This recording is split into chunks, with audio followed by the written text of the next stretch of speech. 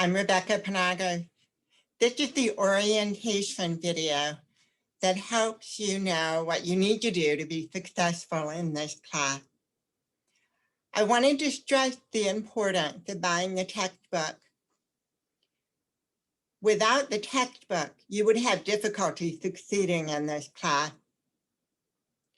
We will begin taking quizzes from chapter 1 in week 2, so you need to purchase it right away.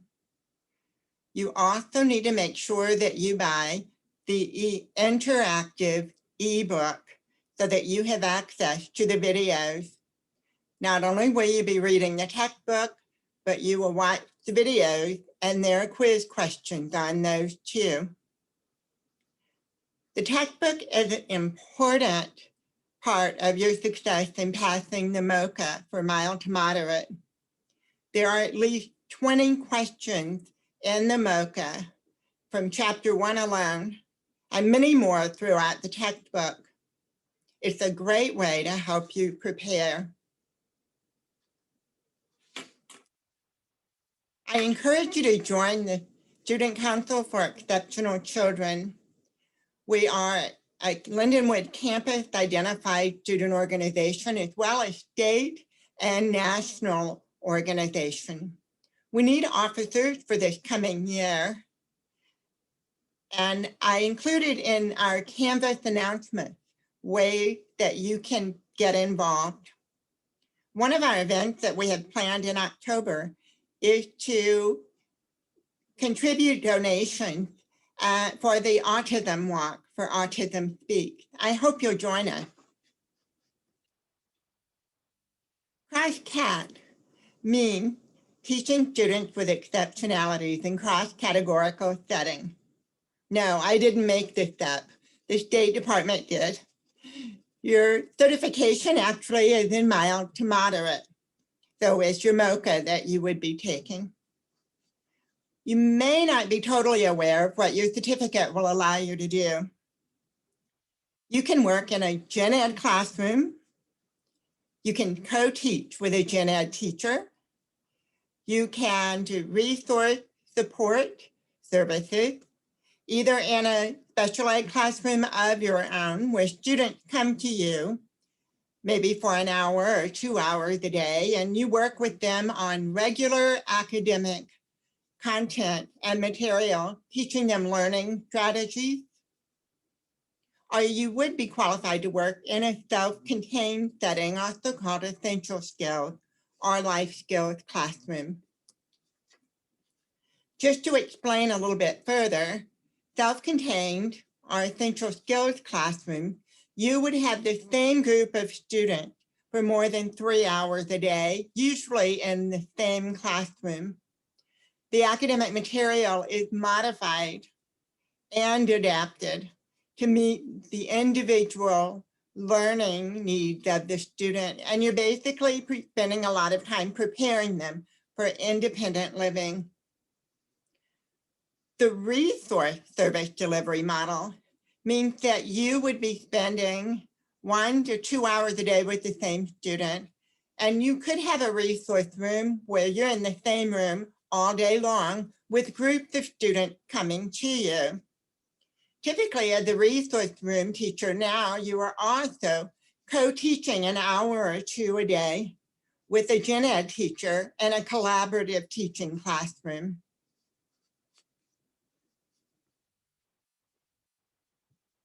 Another critical thing for you to know is that this class is only offered once a year.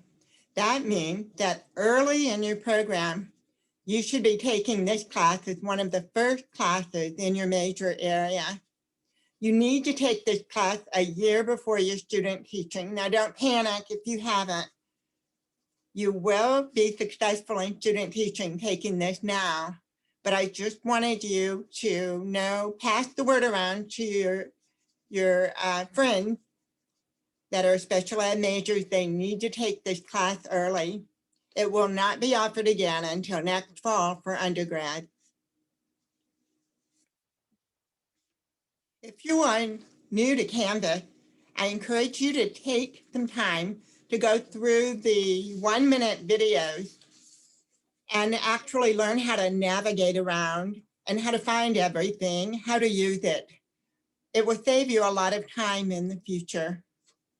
They provide a lot of support. I often use their 24/7 chat. They get back with me right away, and I'm able to work through a problem on the spot. I had downloaded the Canvas app on my phone, and I encourage you to do this, and also allow notification. This way, I can see exactly when you text me an inbox message on Canvas and read it and reply back to you at my earliest convenience.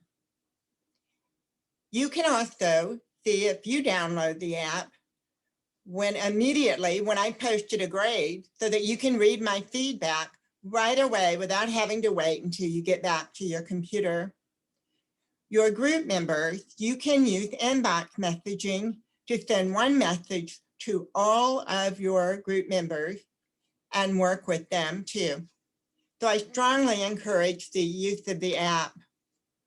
This semester, we have a new Canvas online template. This is what it looks like on your homepage. If you press the Start button, this takes you to Week 1 module with all of the instructional videos and lessons. Week 1 module and Week 2 modules are open right now. I will open new modules every week. If you press the course schedule button that is under the Start button, you will be taken to the assignments. They do not have the instructional material on them, so you will miss learning how to do the assignment or the material that you need in order to take the assignment if you don't go to the weekly module. That's where all of your lesson plans, my lesson plans that I posted for you are. I value your feedback on how to improve this class. And I will be giving you midterm and end of term surveys for you to complete. Here are some comments here's the result of a survey from last class for undergrads who took this, pertaining to the amount of work involved in the class. And you can see that 62% of the students spent 6 to 8 hours a week completing, reading the textbook, watching the videos, taking the quizzes, and also all of the other assignments that involve for IEP, writing, and also instructional strategies, and all of the things that you need to learn for individualizing instruction and teaching small groups. Also, I want to say a word about the quizzes. The quizzes are study guides, and I want you to retake the quizzes over and over during the week that they are open until you make 100%. Consider this, you're flying on a plane and your pilot only knows 80% of how to fly. I wouldn't feel totally safe. Your parents of your children also, if they knew you only knew 80% of what it takes to be a good special ed teacher, may cringe. Think about it. This is some advice from students who took the class last semester, last fall when it was offered, the undergrad. Most of the suggestions and the advice from students actually involve time management, which we just talked about. I do encourage you to spend 1 to 2 days on this class for success. Not to wait until the day the assignment is due to do it. It will be impossible to complete. Some advice is about your professional learning communities that you will be joining. I give you the choice as to whether you want to join PLCs or not. One of the students said, choose to join the group because you would miss out on learning so much from your group members and their experiences. You would also miss the feeling and the support from working in the group. You will find that your PLC, professional learning community, will be one of the strongest supports you will feel in this class all semester. Additionally, these are more comments from students last fall.